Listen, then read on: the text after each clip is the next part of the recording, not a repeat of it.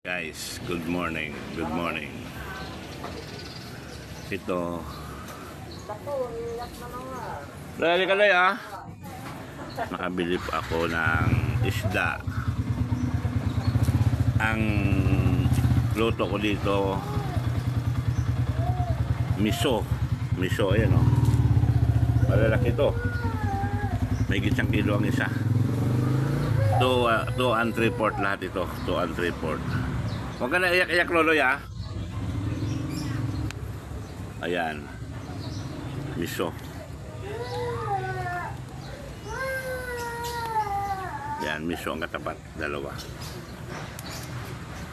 Ayun, rubundag. Ano ba yan?